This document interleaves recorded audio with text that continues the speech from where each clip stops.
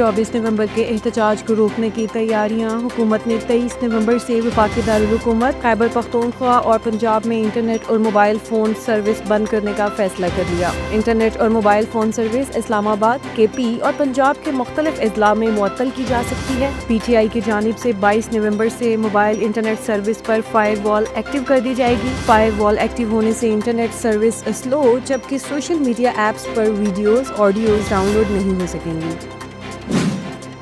اسلام آباد انتظامیہ نے پی ٹی آئی کے احتجاج کو روکنے کی تیاریاں مکمل کر لیں۔ اسلام آباد پولیس کی بھاری نفری کی موجودگی میں ڈی چوک کو سیل کرنے کا عمل جاری ہے اور ملک بھر سے 8,000 اضافی پولیس اہلکار طلب کر لیے گئے ہیں۔ پنجاب میں 10,000 سے زائد اہلکار سٹینڈ بائی پر ہیں، جبکہ مری میں 7 دن کے لیے دفعہ 144 نافذ ہے، جس کے تحت ہر قسم کے اجتماع، ریلیوں اور جلسوں پر پابندی عائد ہے۔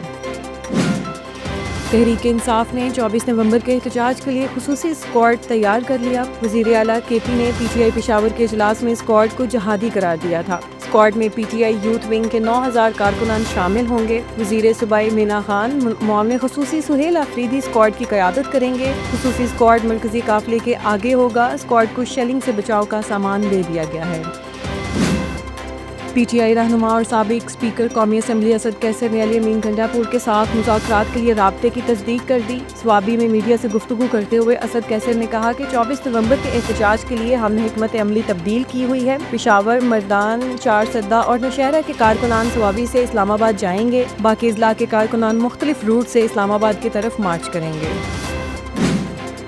فیصل واوڈا نے دعویٰ کیا ہے کہ رہائی کی بجائے بانی پی ٹی آئی کی مشکلات مزید بڑھنے جا رہی ہیں۔ کہتے ہیں بانی پی ٹی آئی کی رہائی کی امید نہ رکھیں، بلکہ رہائی کی بجائے ان کے مشکلات مزید بڑھنے جا رہی ہیں۔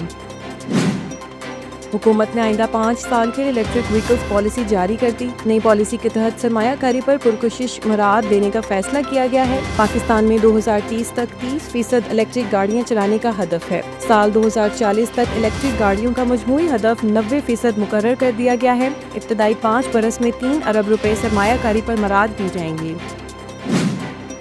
کراچی کے گورنمنٹ اسپیشل ایجوکیشن کمپلیکس میں 6 سال کے بچے پر مبینہ تشدد کا واقعہ سامنے آیا ہے۔ پولیس کے مطابق متاثرہ بچے کے والد کے مدعیت میں تھانہ گلستانی جوہر میں مقدمہ درج کر لیا گیا ہے، جس میں بچے کے والد نے کہا ہے کہ بیٹی کو لینے سینٹر پہنچا تو اس کے ہاتھوں اور جسم پر تشدد کے نشانات تھے۔ وی پی این کی بندش کے نقصانات سامنے آنے لگے۔ Chairman Pakistan soft where house ایسوسی ایشن سجاد مصطفیٰ سید کا کہنا ہے کہ انٹرنیٹ کے مسائل اور وی پی این کے رجسٹریشن کے باعث بڑی آئی ٹی کمپنیوں نے ملک سے باہر جانے کی منصوبہ بندی شروع کر دی ہے۔ دفاعی نمائش کے دوران پاکستان اور چین کے مابین دفاعی ساز و سامان کے معاہدے آئیڈیاز 2024 دفاعی نمائش ایکسپو سینٹر کراچی میں جاری۔ کئی بین الاقوامی کمپنیوں کے ساتھ معاہدے اور مفاہمتی یادداشتوں پر دستخط۔ وائٹ بال فارمیٹ میں قومی ٹیم کے عبوری ہیڈ کوچ عاقب جاوید نے فخر زمان کو وارئر قرار دے دیا۔ لاہور میں میڈیا سے گفتگو کرتے ہوئے عاقب جاوید نے کہا کہ فخر زمان کے جیسے ہی فٹنس مسائل حل ہوتے ہیں انہیں منتخب کر لیں گے۔ اس میں کوئی شک نہیں کہ فخر زمان میچ وارئر ہیں۔ بھارتی ارب پتی تاجر گوتم اڈانی اور ان کے بھتیجے پر رشوت اور دھوکہ دہی کے کیس میں فرد جرم عائد کر دی گئی۔ بھارتی میڈیا کے مطابق معروف کاروباری شخصیت گوتم اڈانی پر رشوت دینے اور دھوکہ دہی کے کیس میں امریکہ کی عدالت میں فرد جرم عائد کی گئی ہے۔